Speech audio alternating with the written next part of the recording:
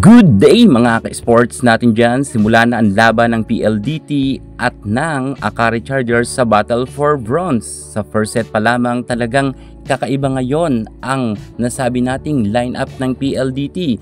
Jesse De Leon ginawa nga ngayon opposite hitter at si Del Palomata naman ang middle blocker. Grabe talaga. Ibang lineup ngayon ang ginawa nga ni Coach Rald Ricafort. Ano kayong plano ni Coach Rald?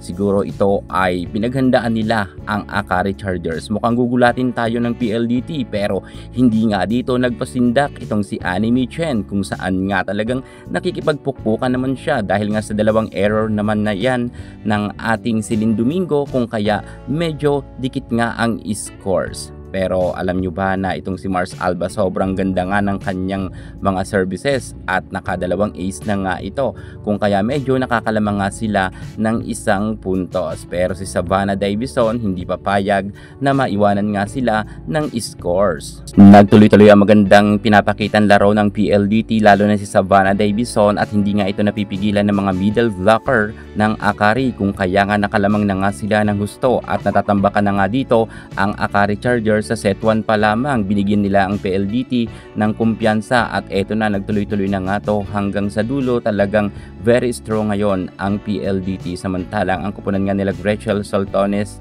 ay nangangamote pagdating sa set 1. Grabe na ang kalamangan, talagang super lakas ng PLDT at gustong-gusto nga ni Savannah Davison na magwagi sila sa unang set pa lamang. Vavikina at si Sabi Davison ang talagang pumupunto sa PLDT sa kasalukuyan. Lamang na nga sila ng husto, natatambakan na ang Akari.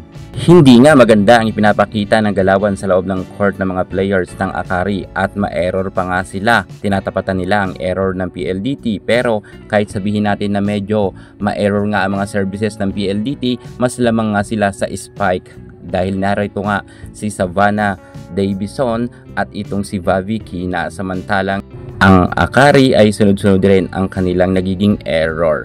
Dismayado nga dito si Coach Tina Sala kung kaya nga napa-time out nga ito ng maaga-aga dahil nga ang mga drop ball nga ni Savannah Davison at ni Vavikina ay hindi nga nila nakukuha. Anya sabi nga ni Coach Tina Salak nagtitinginan lang sila at minsan hindi nila nababasa ang mga set nga ni Kim Fajardo. Mars Alba inilabas na, ipinasok na nga itong si Camille Cal pero wala pa rin nagawa at dahil dyan natambakan na nga sila ng husto ng 8 puntos. Grabe ang hagupit nga ng PLDT, hindi binigyan ng pag-asa ang Akari na manalo sa set 1. Ang tanong, makarecover pa kaya ang Akari Chargers dahil sobrang pangit nga ng kanilang nilaro? Congratulations PLDT, panalo nga sila sa set 1.